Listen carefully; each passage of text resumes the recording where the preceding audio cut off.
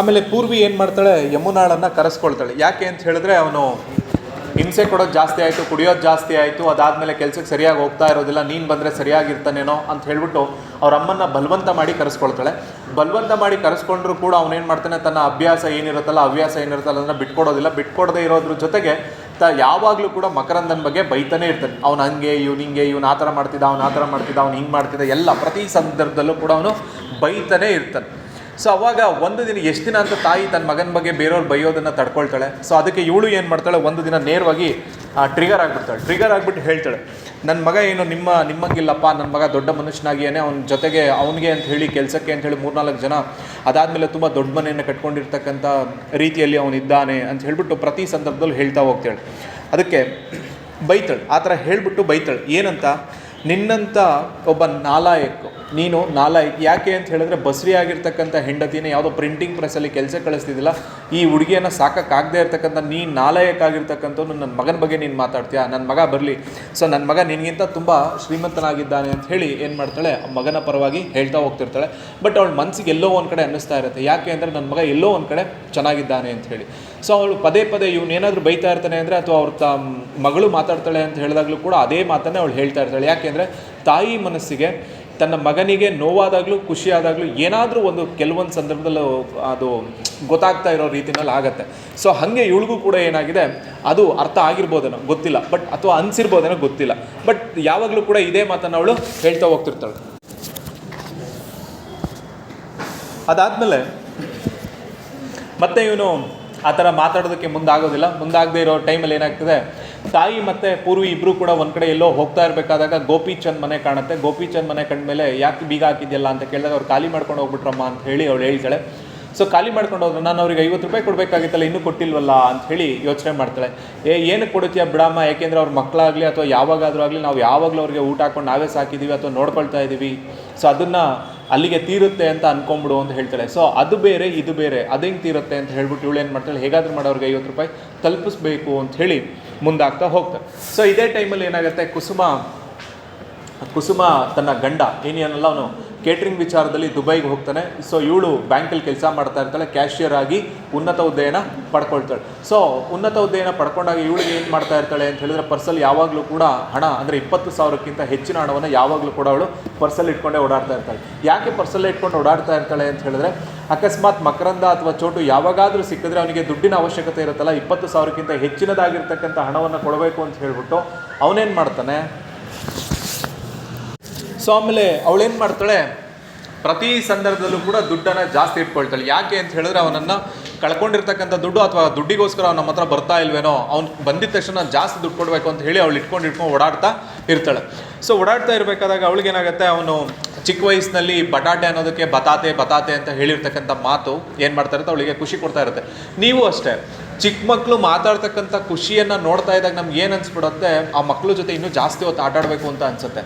ಒಂದು ಮಾತು ಹೇಳ್ತಾರೆ, ಕನ್ನಡದ ಹಿರಿಯ ಲೇಖಕರು ಅಥವಾ ಸತ್ತೋಗಿದ್ದಾರೆ ಇವಾಗ, ಶಿವರಾಮ್ ಕಾರಂತರು ಒಂದು ಮಾತು ಹೇಳ್ತಾರೆ, ತಂದೆ ತಾಯಿ ಅಂದರು ಮಕ್ಕಳನ್ನ 80 ವರ್ಷ ಆಗಲಿ, ಬೇಕಾದ್ರೆ 90 ವರ್ಷ ಆಗಲಿ, ಅವ್ರು ಬದುಕಿದ್ರೆ ಅವ್ರ ಮಕ್ಕಳನ್ನ ಏನೂ ಕೆಲಸ ಮಾಡಲಿಲ್ಲ ಅಂದ್ರೂ ಕೂಡ ಸಾಕುವಷ್ಟು ಶಕ್ತಿ ಅವ್ರಿಗಿರುತ್ತೆ ಅಂತ ಹೇಳ್ತಾರೆ.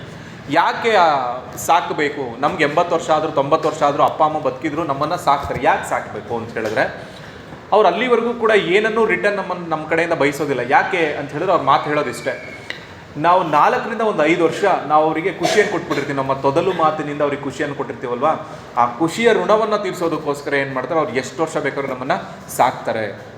ಅಂದರೆ ಚಿಕ್ಕ ಮಕ್ಕಳಲ್ಲಿರ್ತಕ್ಕಂಥ ಮಾತು ಯಾವುದೇ ಒಂದು ಸೆಲ್ಫಿಶ್ ಅನ್ನೋದಿಲ್ಲ, ಅದೆಲ್ಲವೂ ಕೂಡ ಏನನ್ಸುತ್ತೆ, ಅದು ಏನೋ ಮಾತಾಡುತ್ತೆ, ಬಟ್ ನಮಗೆ ಖುಷಿ ಕೊಡ್ತಾ ಹೋಗುತ್ತೆ.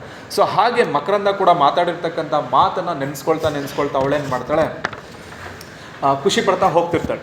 ಸೊ ಹೀಗೆ ನಡೀತಾ ಇರಬೇಕಾದಾಗ ಪೂರ್ವಿ ಮನೆಯಲ್ಲಿ ಯಮುನಾ ತನ್ನ ಗಂಡನಿಗೆ ಜಾಸ್ತಿ ಏನು ಮಾಡ್ತಾಳೆ ಅಂದರೆ, ಅತ್ತೆ ತನ್ನ ಗಂಡನಿಗೆ ಜಾಸ್ತಿ ಬೈತಾ ಇರ್ತಾಳೆ ಅಂತ ಹೇಳಿದಾಗ, ನಿನ್ನ ಮಗ ಏನು ಗ್ರೇಟಾ ಬಿಡು, ಸೊ ನೀವೇನು ಗ್ರೇಟ್ ಅಂತ ಹೇಳ್ಬಿಡಿ ಅಂತ ಹೇಳ್ಬಿಟ್ಟು ಅಮ್ಮನ ಮೇಲೆ ಇವಳಿಗೆ ಏನಾಗ್ತಾಳೆ, ಈಗ ಪೂರ್ವಿ ಟ್ರಿಗರ್ ಆಗ್ತಾ ಹೋಗ್ತಾಳೆ. ಯಾಕೆ ಹಿಂಗೆ ಮಾತಾಡ್ತೀಯಲ್ಲ ಅಂತ ಹೇಳಿದಾಗ, ಸೊ ಕೇಳು ಇವಾಗ ನಾನು ಹೇಳ್ತೀನಿ, ನಾನು ಯಾಕೆ ಹಿಂಗೆ ಆಡ್ತಾ ಇದ್ದೀನಿ ಅಂತ ಹೇಳ್ಬಿಟ್ಟು ಅವಳೇನು ಮಾಡ್ತಾಳೆ, ಪೂರ್ವಿ ತನ್ನ ವಿಚಾರವನ್ನು ಹೇಳೋದಕ್ಕೆ ಮುಂದಾಗ್ತಾ ಹೋಗ್ತಾಳೆ. ಅವತ್ತು ಮಕರಂದನನ್ನು ಬಂದು 4-5 ಜನ ಹೊಡಿತಾ ಇರಬೇಕಾದಾಗ ನನಗೆ ಖುಷಿನೇ ಆಯ್ತೇ ಹೊರತು ಇನ್ನೇನು ಕೂಡ ನನಗೆ ಬೇಜಾರೇನೂ ಅನಿಸ್ಲೇ ಇಲ್ಲ. ಯಾವಾಗ ಇವನು ಮನೆಯಿಂದ ಬಿಟ್ಟು ಹೋಗ್ತಾನೋ ಅಂತಲೇ ಅನ್ನಿಸ್ತಾ ಇತ್ತು. ಯಾಕೆ ಅಂತ ಅಂದರೆ, ಸೊ ಅವನು ನಾನೊಂದ್ಸಲ ನನ್ನ ಸುಹಾಸ್ ಬಾಲೇಕರ್ ಏನು ನನ್ನ ಗಂಡ ಆಗ್ತಾ ಇರ್ತಕ್ಕಂಥ ಇವನಿದ್ದಾನಲ್ಲ, ಇವನ ಜೊತೆ ಲವಲ್ಲಿದ್ದಾಗ ಒಂದು ದಿನ ಇವನು ನಾನು ಅವನ ಜೊತೆ ಲಾಡ್ಜ್ಗೆ ಹೋಗಿದ್ದ. ಸೊ ಲಾಡ್ಜ್ಗೆ ಹೋಗಿ ರಿಟರ್ನ್ ಬರಬೇಕಾದಾಗ ಅವನ ಸ್ನೇಹಿತ ನನ್ನನ್ನು ನೋಡಿದ್ದ. ಸೊ ನೋಡಿರೋದ್ರಿಂದ ಅವನು ನನ್ನ ತಮ್ಮನಿಗೆ ಹೇಳಿರ್ಬೋದು. ಸೊ ಅವನು ಹೇಳಿದ್ದಾಗಲೂ ಕೂಡ ಏನಾದರೂ ನಿಮ್ಮ ಹತ್ರ ಬಂದ ವಿಷಯವನ್ನು ಏನಾದರೂ ಹೇಳ್ತಾನೇನೋ ಅನ್ನೋದಕ್ಕೋಸ್ಕರನೂ ಕೂಡ ಯೋಚನೆ ಮಾಡ್ತಾ ಇದೆ. ಸೊ ಆ ವಿಚಾರಗಳು ಕೂಡ ಕೆಲವೊಂದು ಸಲ ನನಗೆ ಗೊತ್ತಾಗ್ತಾ ಇತ್ತು. ಹೆಂಗೆ ಅಂತ ಹೇಳಿದ್ರೆ, ದಿಲ್ವಾಲೆ ದುಲಾನಿಯಾ ಲೇ ಜಾಯೆಂಗೆ ಅಥವಾ ಹಮ್ ತುಮ್ ಏಕ್ ಕಮ್ರೆ ಮೇ ಬಂದು ಹೋ ಅಂತ ಹಾಡನ್ನು ಹೇಳಬೇಕಾದಾಗಲೂ ಕೂಡ ಅವನು ಏನು ಅನ್ನಿಸ್ತಾ ಇದೆ, ನನ್ನ ವಿಚಾರ ಇವನಿಗೆ ಗೊತ್ತಾಗಿದೆ ಅಂತ ಹೇಳ್ಬಿಟ್ಟು ಅವಳೇನು ಮಾಡ್ತಾಳೆ, ಸೊ ಹೆಂಗಾದ್ರೂ ಮಾಡಿ ಈ ವಿಚಾರದಿಂದ ತಪ್ಪಿಸ್ಕೋಬೇಕಲ್ಲ ಅಂತ ಹೇಳಿ ಯೋಚನೆ ಮಾಡ್ತಾ ಇರ್ತಾಳೆ. ಸೊ ಅದು ಒಂದು ಇನ್ಸಿಡೆಂಟು. ಇನ್ನೊಂದು ಇನ್ಸಿಡೆಂಟ್ ಏನು ಅಂತ ಹೇಳಿದ್ರೆ, ಕುಸುಮಾಳನ್ನು ಮದುವೆ ಮಾಡಬೇಕಾದಾಗ ನಾವು ಅಲ್ಲಿ ಇಲ್ಲಿ ಓಡಾಡ್ತಾ ಇರಬೇಕಾದಾಗ ನಮ್ಮ ಚಪ್ಪಲಿ ಎಲ್ಲ ಸೌದೋದವು ಅಂತ ಹೇಳಿ ನೀವು ಹೇಳ್ತಾ ಇದ್ರಿ ಅಲ್ವಾ. ನಾನು ಕೂಡ ಹಾಗೆ ಮಾಡೋದಿಲ್ಲ ಅಂತ ನಾನು ನಿಮ್ಗೆ ಹೇಳ್ತಾ ಇದ್ದೆ ಅಲ್ವಾ. ಅದಕ್ಕೋಸ್ಕರ ನಿಮ್ಮ ಚಪ್ಪಲಿಯನ್ನು ಸವ್ಯೋದು ಬೇಡ, ನಿಮಗೆ ಕಷ್ಟವನ್ನು ಕೊಡೋದು ಬೇಡ, ಅಲ್ಲಿ ಇಲ್ಲಿ ಅಲ್ಲಿಯೋದು ಬೇಡ. ಆದ್ದರಿಂದ ನಾನೇ ಹುಡುಗನನ್ನು ಹುಡುಕೊಂಡೆ. ಸೊ ಇವನು ಕುಡಿತಾನೆ ಅಂತ ಗೊತ್ತಿದ್ರೂ ಕೂಡ ನಾನೇ ಏನು ಮಾಡಿದೆ, ಅವನನ್ನು ಹುಡುಕೊಂಡೆ. ಆದ್ದರಿಂದ ನಿಮ್ಮ ಚಪ್ಪಲಿ ಸವ್ಯೋದನ್ನು ಕೂಡ ನಾನು ತಪ್ಪಿಸ್ಬಿಟ್ಟೆ ಅಲ್ವಾ. ಅದಾದಮೇಲೆ ಈ ಸುಹಾಸ್ ಬಾಲೇಕರನ್ನು ಮದುವೆ ಆಗಿರೋದ್ರಿಂದ ಈ ಕ್ವಾರ್ಟರ್ಸ್ ಅನ್ನೋ ಒಂದು ಮನೆ ಏನಿತ್ತಲ್ಲ, ಈ ಮನೆ ನಮ್ಮ ಹೆಸರಿಗೆ ಉಳ್ಕೋತು.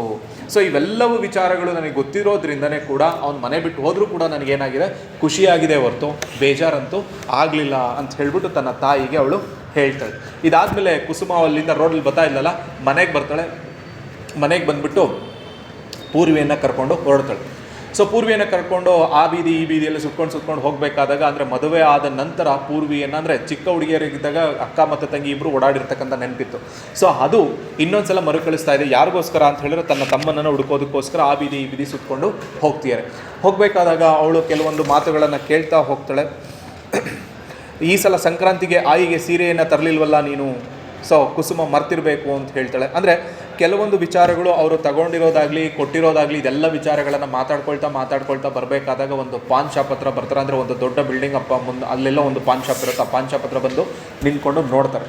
ಸೊ ನೋಡಬೇಕಾದಾಗ ಕುಸುಮ ಸ್ವಲ್ಪ ಮುಂದೆ ಹೋಗಿ ನೋಡ್ತಾಳೆ. ನೋಡಿದ್ರೆ ಅಲ್ಲಿ ಕೂತಿರ್ತಕ್ಕಂಥ ಒಬ್ಬ ಹುಡುಗ, ಇವನು ನನ್ನ ತಮ್ಮನ ರೀತಿಯಲ್ಲಿ ಏನು ಕಾಣ್ತಾ ಇಲ್ವಲ್ಲ ಅಂತ ಹೇಳ್ಬಿಟ್ಟು ಏನು ಮಾಡ್ತಾಳೆ, ಇವನು ನನ್ನ ತಮ್ಮ ಅಲ್ವೇನೋ ಅಂತ ಹೇಳಿ ರಿಟರ್ನ್ ಅವಳು ಪೂರ್ವಿಯನ್ನು ಕರ್ಕೊಂಡು ಮನೆ ಕಡೆ ಬಂದುಬಿಡ್ತಾಳೆ. ಸೊ ಇದರಿಂದ ಅವಳೇನು ಅಂತ ಹೇಳಿದ್ರೆ, ತನ್ನ ತಮ್ಮ ಹೆಂಗೆ ಮಾಯವಾಗಿದ್ನೋ, ಅಂದರೆ ಹಳದಿ ಟಿ ಶರ್ಟ್ ಹಾಕೊಂಡು ಹೆಂಗೆ ಮಾಯವಾಗಿದ್ನೋ ಅದೇ ಒಂದು ಚಿತ್ರ ಅವಳ ಕಣ್ಮುಂದೆ ಬರ್ತಾನೆ ಇರುತ್ತೆ. ನನ್ನ ತಮ್ಮ ಎಲ್ಲಾದರೂ ಇರಲಿ, ತುಂಬ ಚೆನ್ನಾಗಿರಲಿ ಅಂತ ಹೇಳ್ಬಿಟ್ಟು ಅವಳೇನು ಮಾಡ್ತಾಳೆ, ಪೂರ್ವಿಯನ್ನು ಕರ್ಕೊಂಡು ಮನೆ ಕಡೆ ಬರ್ತಾರೆ. ಇದಿಷ್ಟು ಕಣ್ಮರೆಯಾದ ಕಾಡು ಪಾಠ.